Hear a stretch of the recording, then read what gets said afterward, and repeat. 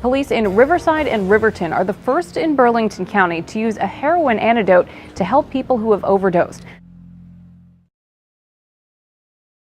You've come a long way, baby, to get where you got to today. You got to... The year was 1968. Social change prompted a tobacco company to interact with a larger market of potential customers. 2014, media companies see a need to interact with a larger market of potential customers. The good old days, when Mrs. Pamela Benjamin was caught smoking in the garden, she got a severe scolding and no supper that night. Later, Mrs. Cynthia Robinson was caught smoking in the cellar behind the preserves. Although she was 34, her husband sent her straight to her room. Then, at last, women won their rights. The tobacco company saw the social climate was changing and changing fast. The norm simply wasn't acceptable. Potential customers demanded change. Cigarette men smoke with flavor women like. Mellow, mild Virginia flavor. Media companies see social media and news consumption growing fast. The norm for delivering news content has changed because customers are demanding more, when they want it, where they want it, and how they want it.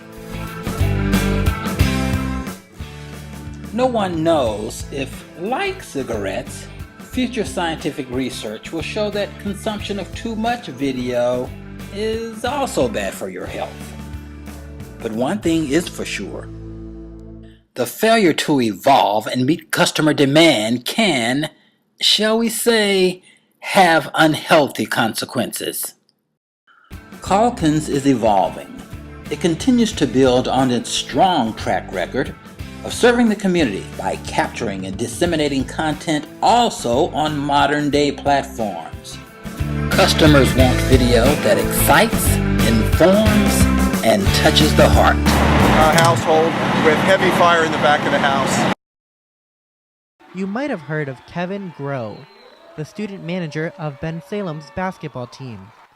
Kevin has Down syndrome and had never played in a game before. He finally got that chance this past weekend.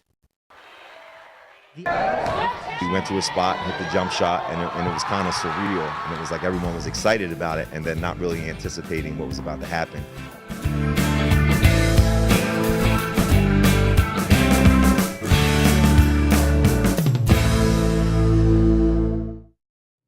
It is an overwhelming task. It's devastating, but it's manageable. Even though some days it isn't, but it is manageable.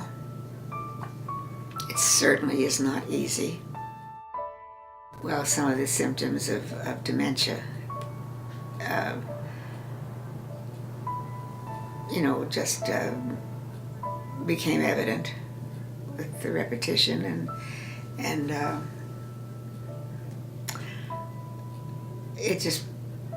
he was diagnosed by a neurologist, and we just took it from there. It's very hard to think that this is the same person that was so strong and so capable and so well qualified to do a day's work. And look what has happened now. This is the greatest accomplishment I've ever had in my life, is taking care of him. My main focus is on reality. Whatever will be, will be. And happy ending is fiction.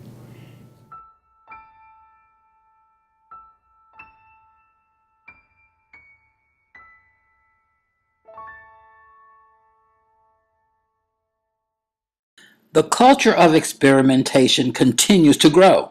Sometimes ideas work, sometimes it depends on one's sense of humor. Things took a turn for the worse. Detectives were called to Blake's residence on suspicions of illegal gambling rings that were headed by Blake, who goes by the alias Bones. Authorities charged Blake on counts of illegal gambling and racketeering. Blake was taken into custody without incident after he was asked if he wanted to go bye-byes in the car. He was taken down to police headquarters for more questioning, and he's awaiting trial.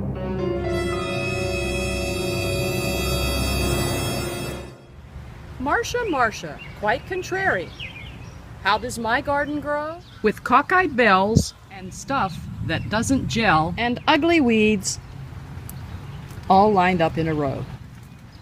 If you lack a green thumb, like me, you're going to need a lot of inspiration to plan your garden. Let's go to the Beaver Area Memorial Library garden tour. From 10 to 1 Saturday, 6 area gardens. It's a chance for us to exercise our creativity. We get to do that every day when we're writing stories. But this is a fun way to explain stories, and it's fun for the reader too. I tend to like to think out of the box, and video gives us a great opportunity to do that. I like trying things on my own. Sometimes they don't work out. You can't be afraid to fail. Just try to do your best and trust your instincts. Those who experiment are finding a supportive environment rather than one of discouragement. No one ever came to me from the beginning on and said, "You stink." It's human nature for some people to be apprehensive about trying something new. Jeff Biderman, he didn't want to be on camera, and also trainers didn't feel he was initially fully embracing the concept of video packaging. That was then.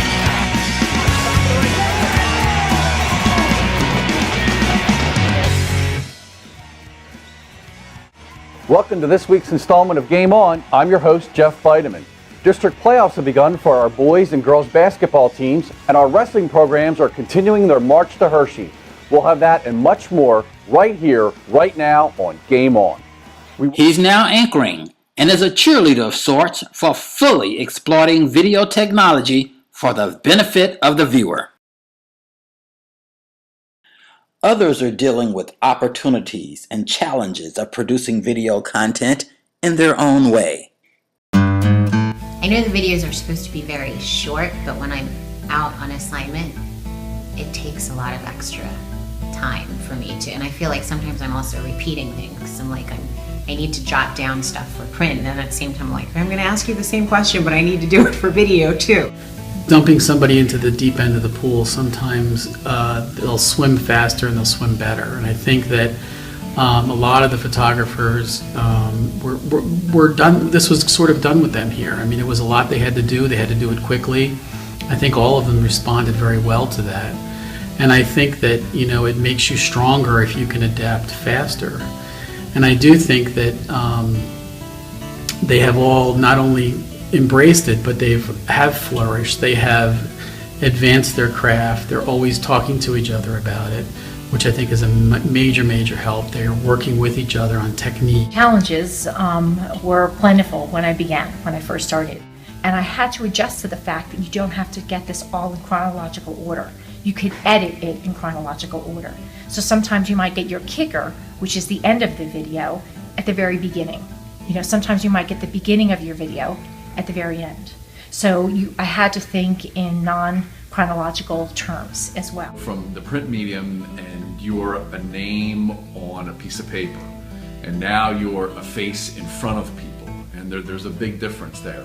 And I know a lot of the guys that are on the show with me have had it mentioned to them in the community. There's a communal connection now that didn't exist before. Some people are a little apprehensive about newspapers shifting from the print product to digital, but if they would sit back and think about it, it benefits them more because we can offer them so much more, and we can offer it to them immediately. I can't just sit back in a lawn chair and watch things unfold. I actually have to be moving around and sometimes going places where I'm not supposed to be, and the umpire's yelling at me because I'm in play, and if the ball hits me, I can either get hurt or they had to stop the game. So in order to tell the story properly, I've really got to be a lot more active. I can't just sit back and observe, although that's still part of it. I really have to be, where can I go to get a better shot? Who would have thought? traditional print media out TVing TV. Here in the pediatric resuscitation room, there are a number of things meant specifically to treat children. Smaller equipment meant to treat smaller bodies, and nitrous oxide gas, a gas that can be used to calm a child during an intense or painful procedure. Today we're coming to you from Falls Township Park here in Bucks County, where we're going to visit one of the new food trucks on the block. And they're doing something a little bit different. It's not just that comfort food that we're used to, it's maybe something a little bit healthy. I'm Chuck Thomas, and it's time for Eat This.